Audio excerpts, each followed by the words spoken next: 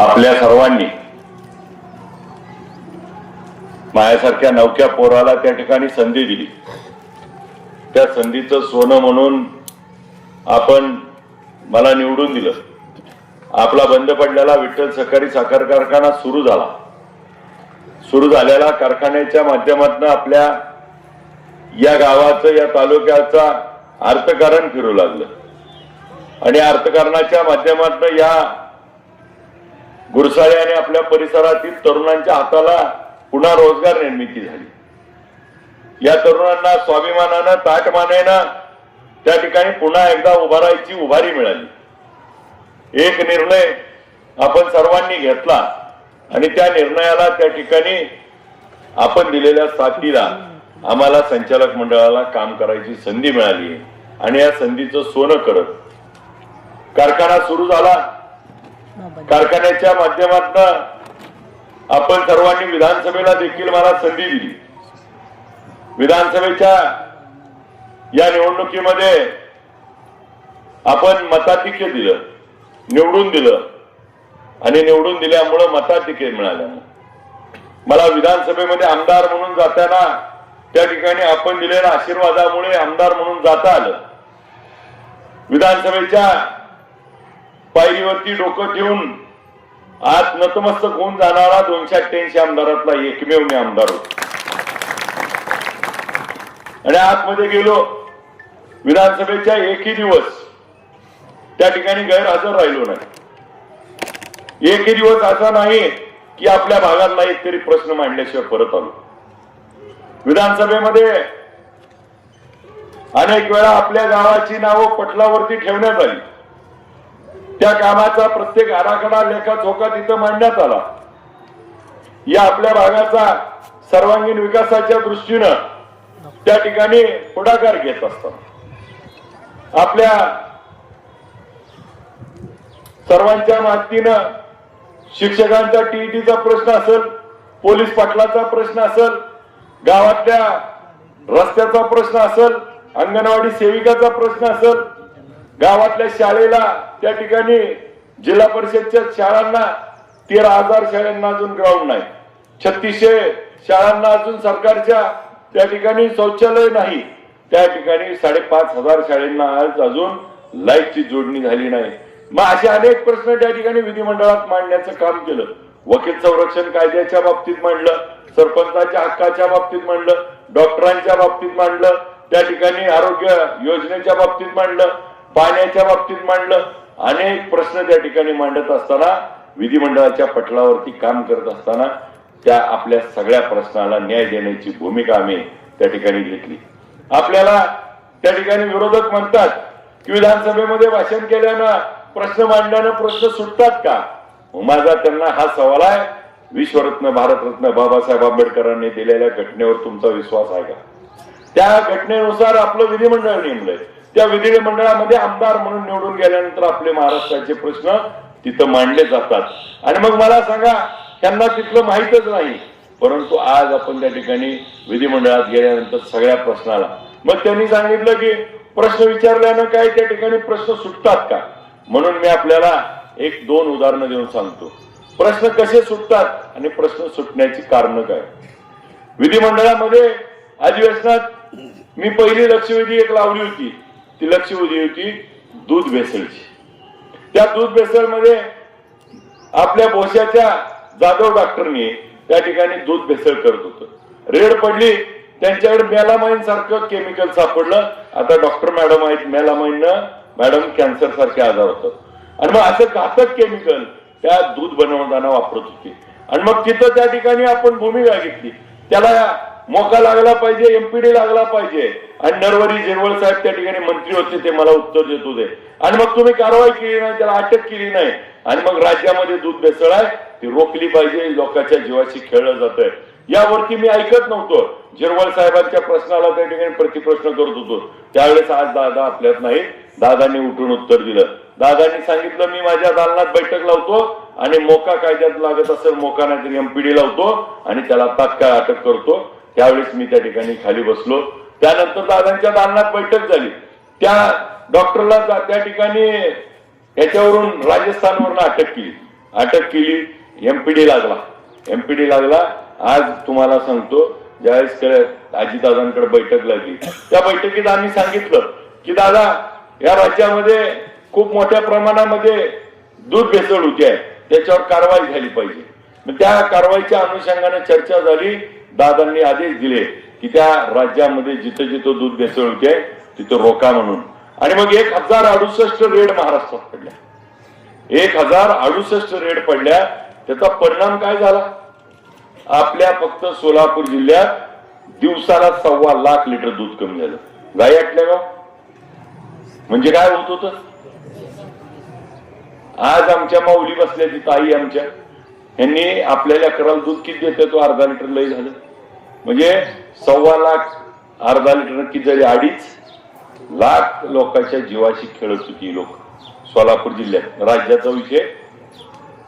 आज मला सांगा, दुसरी बाजू काय झाली? ही दूध भेसळ रोखल्यामुळं दुधाचा भाव 26-27 रुपयावर आलता, आज 37 रुपयावर गेला. एका बाजूला 2.5 लाख लोकांचे जीव त्या ठिकाणी वाचत असताना दुसऱ्या बाजूला शेतकऱ्याला 10 रुपये दुधाला त्या ठिकाणी भाव मिळाला. एक फक्त प्रश्न लक्षवेधी केली होती, राज्याचा त्या ठिकाणी प्रश्न मार्गी लागला. मग शेतकऱ्याला त्या ठिकाणी न्याय मिळाला. आरोग्याच्या हानीला त्या ठिकाणी टाळू शकलो. आणि मग एक प्रश्न त्या ठिकाणी विधानमंडळात उपस्थित केल्यावर त्याचे किती दूरगामी परिणाम होतात, म्हणून ते विधिमंडळ आहे. म्हणून त्या ठिकाणी मला संधी मिळाली आहे.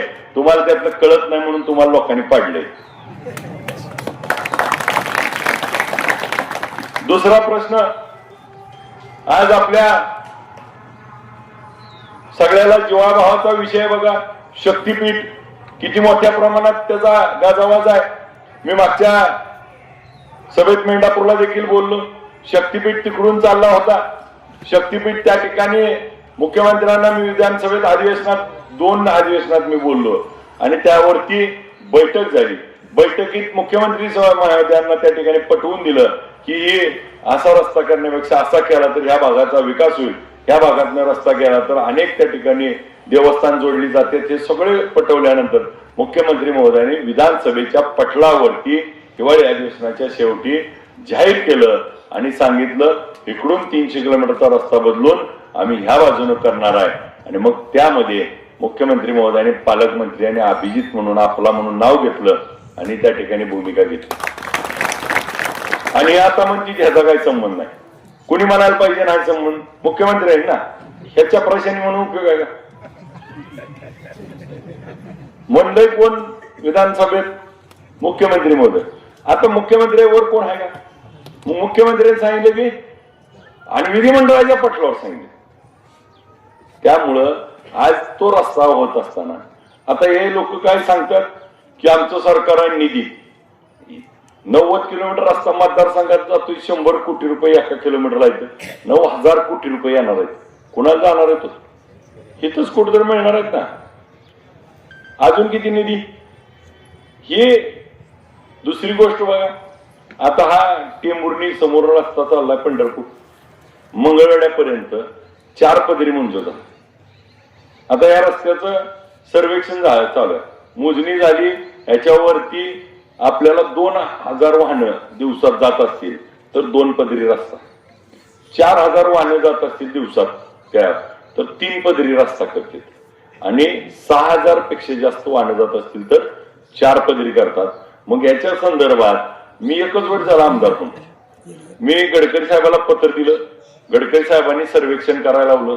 सर्वेक्षण केलं तर इथं 9,500 ते 10,000 वाहनं रोज जातील. मग फर्स्ट प्रायोरिटी आला आणि मग त्या ठिकाणी हा रस्त्याचं आपल्याला टेंडर काढायचंय. मग आता कुठं पूल करायचाय? आता परीत आहे, वळण आहे बघा. मग त्याला बायपास करायचा का पूल बांधायचा? गुरसाळ्यात पूल कुठं बांधायचा? वशात कुठं, वशी पाटीला कुठं करायचा? आज कर्कम मध्ये कुठं करायचा?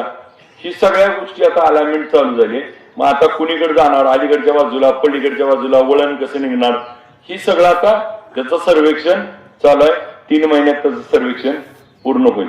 मला सांगा ही बोलती ती गावली त्यांना कुसळ माहित आहे की?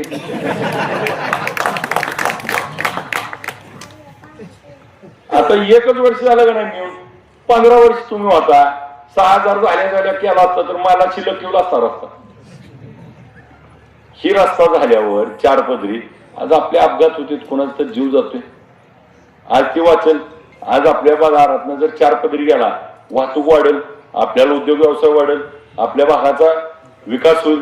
आज हा 4 पदरी रस्ता होतोय आणि जो वर्ण जाणारा शक्तीपीठ आहे तो करकम मध्ये 8 पदरी जाणार. वर्ण 4 पदरी आणि 8 पदरीचं क्रॉस जिथं होतंय तिथं आपण 200 बेडचं मोठं हॉस्पिटल घेतो. कारण वरच्या रस्त्याला जर कुठं अपघात झाला तर त्या ठिकाणी कुठं उपचार मिळावा म्हणून ट्रामा केअर सेंटर तिथं घेतोय. आज आपण तिथं सेवा सेक्टर घेतोय, फूड कोर्ट होतोय. आपल्या मेंढापूरला म्हणजे गुरसाळ्याची पलीकडची बाजू मेंढापूरला आपण त्या ठिकाणी MIDCचा प्रस्ताव, MIDCच्या 3 बैठका झाल्या, मोजणी झाली, लोक 7-12 त्याच्या संमत्या चालू आहेत. उद्याच्या काळात तिथे MIDC झाल्यावर आपल्या त्या भागाचा सर्वांगीण विकास होत असताना इथं उद्या आपली पोरं उद्योग टाकतील, आपल्या पोरांना रोजगार मिळेल. 1000-2000 एकरवरती MIDC होणार आहे. 2000 एकराची MIDC झाल्यावर तिथं मोठे उद्योग येतील आणि तिथं आपल्या 22,000 पोरांना रोजगार मिळेल. एक विठ्ठल कारखाना बंद पडला तर आपल्या गावाची अवस्था काय झाली? आज चालू झाला तर 1000 कर्मचाऱ्याची पोट त्या कारखान्यावर आहे. उद्या 20 ते 25,000 पोरांना तिथं काम मिळेल. हे काम आम्हाला त्या ठिकाणी भविष्यात करायचं. आणि मग हे सगळं काम करत असताना विधिमंडळाच्या पटलावरती जे जे प्रश्न मांडले त्या प्रश्नाची प्रत्येकाची उत्तर देत आली. मग यांनी मला टीका टिप्पणी करतात, मी असं केलं, मी तसं केलं. अरे तुम्ही पडी काय, कोण आमदार नाही की, आणि मग तिथे एवढा निधी आणला. आता निधी कसा आणला, काय आणला, मी काही वेगळं सांगत नाही, परंतु निधी पुरता अभिजित पाटील अवलंबून नाही. निधीपेक्षा मी एक उदाहरण तुमच्या गावातलं देतो. संदीप पाटील मेंबर आता सांगितलं, सुरेश ज्ञानेश्वर जाधव यांचं ऑपरेशन करायला 7 लाख रुपये त्या ठिकाणी मदत मिळेल. शंकर सीताराम जाधव 3 लाख रुपये मदत मिळेल. अलका तुकाराम जाधव 2 लाख रुपये. एका गावात 12 लाख रुपये त्या ठिकाणी आरोग्यासाठी देऊ शकलो. मग निधी पुरता आमदार आणि आमदार फंडापुरता आमदार मी नाही, परंतु जी म्हणून काम आहेत ती सगळी कामं आपण करत असताना निधी तर 100% येणार. निधीच्या बाबतीत सांगते ती मी उगा तुम्हाला उदाहरण म्हणून एका गावाचं वाचून दाखवतो. 50-54 मधनं गुरसाळे बाबळगाव रस्त्याला 20 लाख रुपये दिली, दफनभूमीला 3 लाख रुपये, पवार वस्ती रस्त्याला 10 लाख रुपये, रमाई माता मंदिर सभामंडप 10 लाख, पेंटिंग पेअर ब्लॉक की MSCB साठी fee 6 lakh, ST pickup shed 2 lakh, Ambika Nagar ते पंचगंगा रस्ता 23 लाख, 74-75 लाख रुपये एका गावाला निधी दिला. आणि मला निधी नाही म्हणते.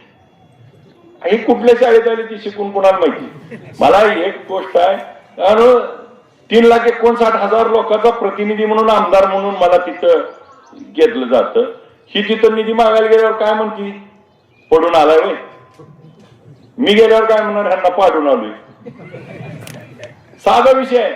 माझी आपल्याला या निमित्ताने विनंती आहे, हा अनेक विषय विठ्ठल सहकारी साखर कारखान्याची गुरसाळ्याची नाळ आहे. विठ्ठल सहकारी साखर कारखाना औदुंबर अण्णांनी त्या ठिकाणी स्थापन केला.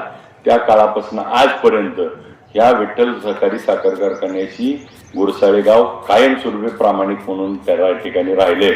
आणि मग आज आपण ज्या पद्धतीनं आपल्या गावात देखील अण्णा तुम्हाला 40 वर्षांना जसं आबांनी सांगितलं संधी मिळाली, अनेकाला तुम्ही मागे सरकून प्रत्येक वेळी संधी दिली, परंतु यावेळेस गावानं आपल्याला संधी देणं खऱ्या अर्थानं गरजेची होती.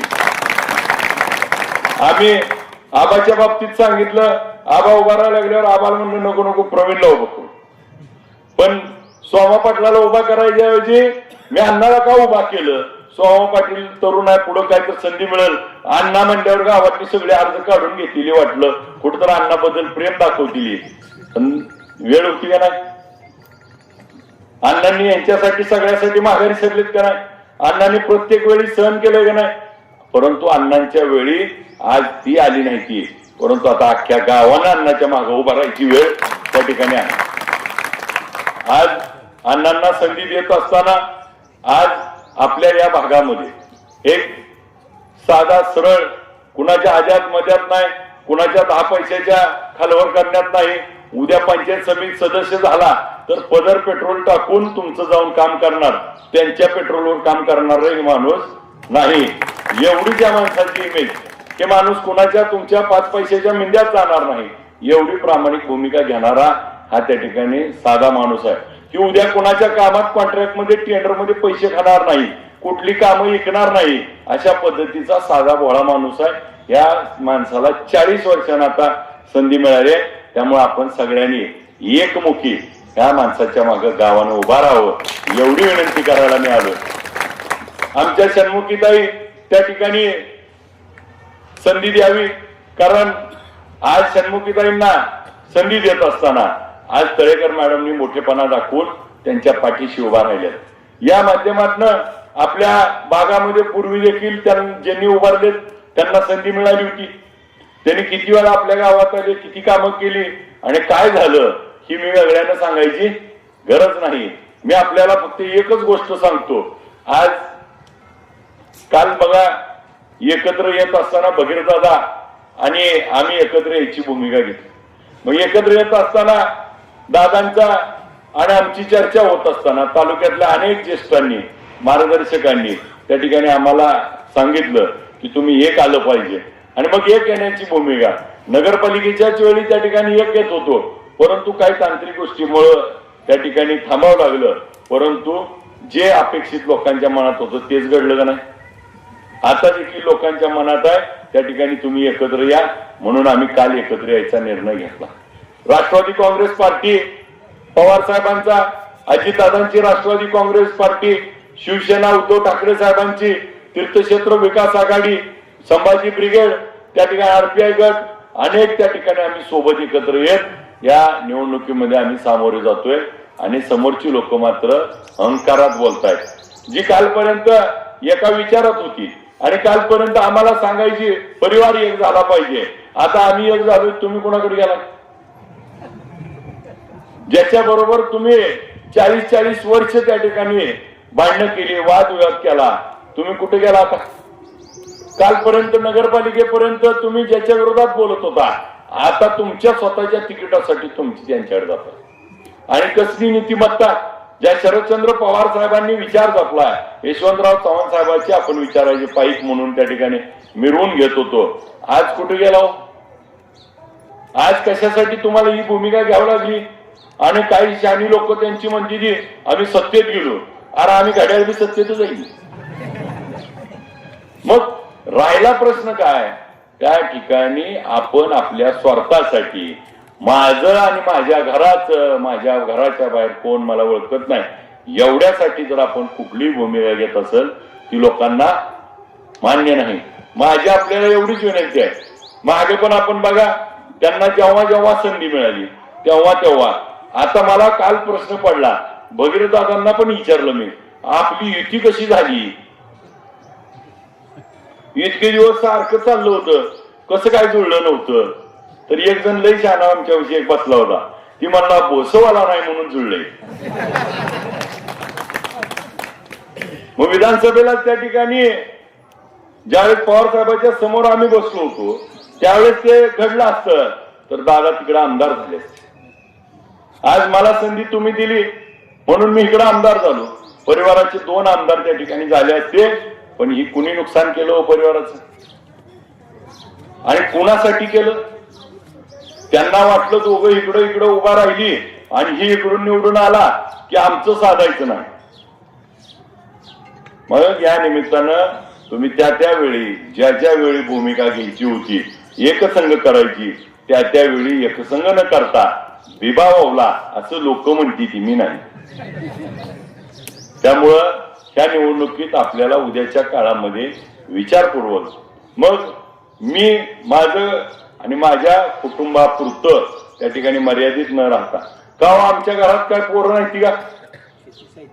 आनंद आहे, अमर आहे, अर्जुन आहे, 4 भाऊ आहेत, आम्हाला बायका नाही का?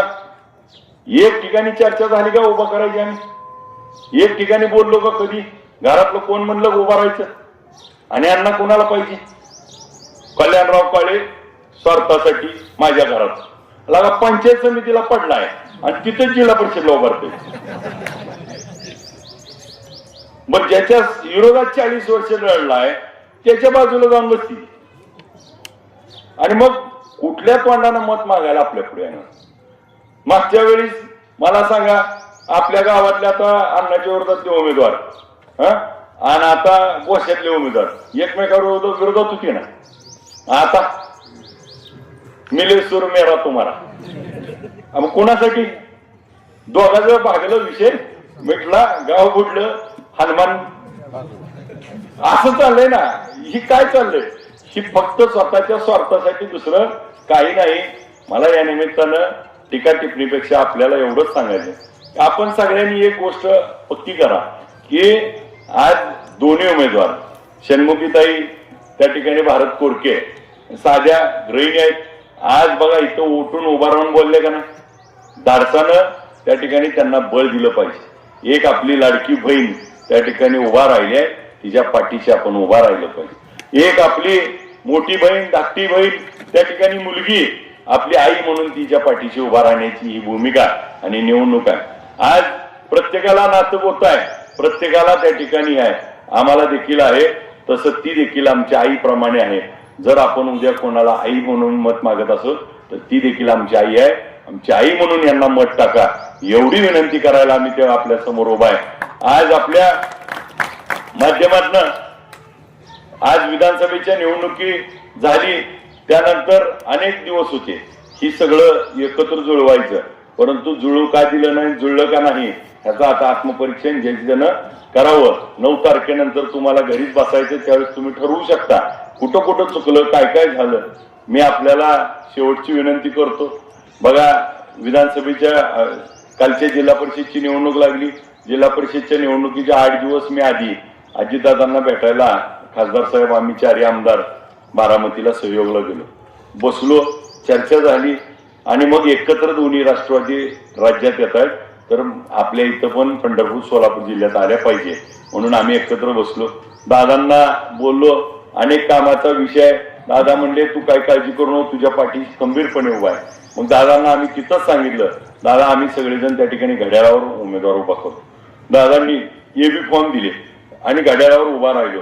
दादांना सांगितलं, दादा सगळे निवडून आणून तुमच्याकडे भेटायला घेऊन येतो. आज मात्र दादा आपल्यात नाहीत. बघा, विमान अपघात झाला. विमान अपघातामध्ये त्या ठिकाणी दादांना ओळखताना कशाने ओळखलो? म्हणजे दादाचं घड्याळाचं नातं. आज चिन्ह काय आपलं? त्यामुळं माझी आपल्याला विनंती आहे, घड्याळा पुढचं बटन दाबून दादांना आपण आदरांजली म्हणून मतदान करावं, एवढी आपल्याला विनंती करतो. हे उद्याचं मतदान हे षण्मुखीताई भारत कोरके यांच्या घड्याळाच्या पुढचं बटन दाबून दादांना आपण श्रद्धांजली, आदरांजली व्हावी.